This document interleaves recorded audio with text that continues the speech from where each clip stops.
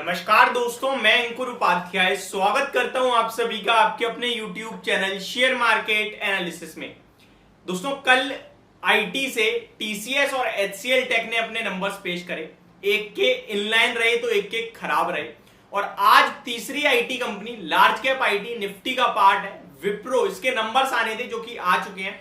तो शुरू करते हैं बिना किसी देरी के कि कैसे रहे हैं नंबर्स, कल कैसा रह सकता है प्राइस बिहेवियर। हालांकि कल के सेशन में तो प्राइस को प्रिडिक्ट करने में 100% पूरी तरीके से गलत साबित हुए हैं।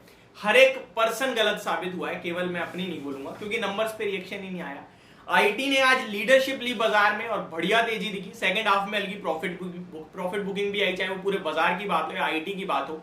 लेकिन अब मैं आप सभी के साथ पेश करने वाला हूं इन विप्रो के नंबर शेयर करूंगा 3 पैमाने पे, पैरामीटर्स। पहला क्वार्टर ऑन क्वार्टर, दूसरा year on year basis, third most important बाजार का अनुमान जो था उसके सामने। तो शुरू करते हैं।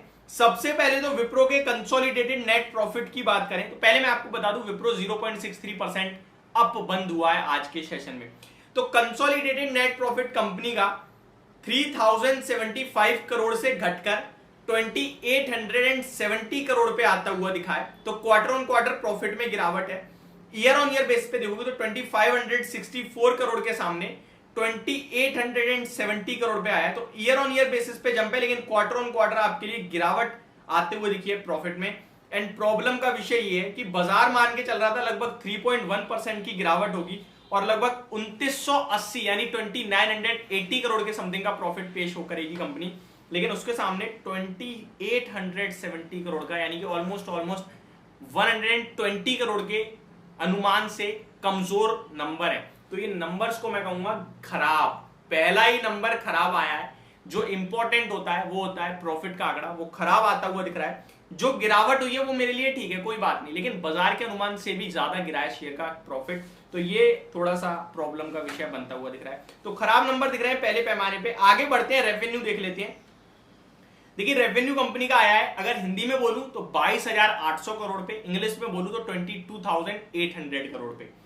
कंपनी का लास्ट क्वार्टर का जो रेवेन्यू था वो था 23,200 करोड़, यानी कि 23,200 करोड़ के सामने 22,800 करोड़ का रेवेन्यू है। तो क्वार्टर ऑन क्वार्टर रेवेन्यू में भी गिरावट आते हुए दिखी है क्वार्टर ऑन क्वार्टर बेस पे।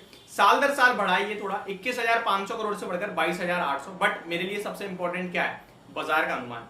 वो आपका जो अनुमान था वो था 22,930 करोड़ का, 22,800 करोड़ पे रह गया है। तो यहां भी कमजोर है, अनुमान से खराब है। तो ये दोनों पैमाने पे नंबर खराब हो गए हैं, चाहे वो प्रॉफिट हो चाहे वो आय यानी कि रेवेन्यू हो। आगे बढ़ते हैं, कामकाजी मुनाफा देखते हैं यानी कि एबिट। 3,458 करोड़ पे एबिट कंपनी ने पेश करा है, 3,659 करोड़ के सामने क्वार्टर ऑन क्वार्टर बेस पे।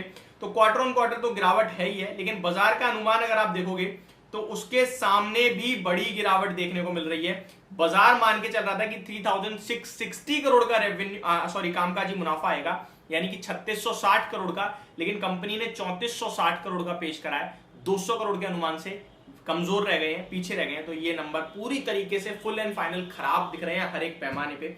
मार्जिन की बात करें तो 15.78% से घटकर 15.15% पे आए हैं और अनुमान था 16% के समथिंग का। तो यहां भी खराब नंबर है।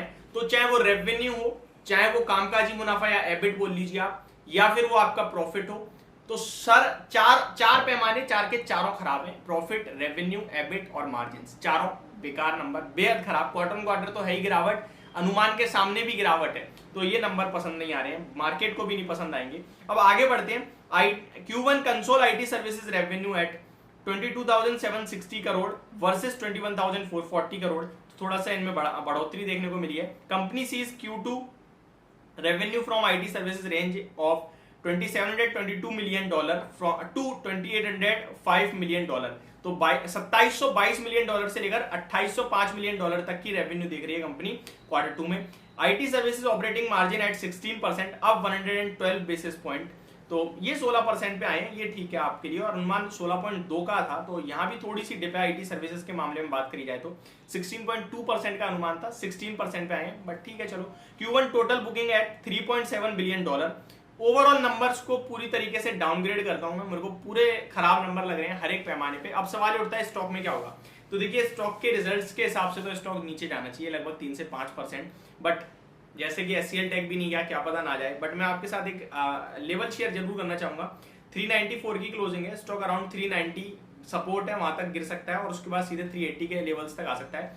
टेक्निकल पैटर्न स्ट्रॉन्ग है, अगर किसी के पास है 390 का एसएल रखें और उसके नीचे निकलता है तो आप बेच देना, 380 तक स्टॉक विजिट करेगा। लॉन्ग टर्म पर्पस के लिए तो टेंशन फ्री होकर होल्ड करो, 1-2 क्वार्टर और खराब होंगे, उसके बाद सुधार कंप्लीट आएगा कहीं ना कहीं। लॉन्ग टर्म के पर्पस से मुझे Wipro, HCL Tech, TCS, Infosys 5 के 5 आईटी कंपनी, चाहे वो टेक महिंद्रा इंक्लूड करके 5 की 5 लार्ज कैप आईटी कंपनी पांचों पसंद है, लेकिन लॉन्ग टर्म पर्पस से जिसका व्यू मोर देन 2 ईयर्स है। शॉर्ट टर्म में अभी प्रॉब्लम बनी रहेगी, यही चीज मैं आपसे रिजल्ट से पहले कह रहा था और यही मैं अभी कह रहा हूं। तो ये मेरी तरफ से आपके लिए वीडियो, होप आपको समझ पसंद दोनों आई होगी। Thank you so much for watching this video, have a great day guys.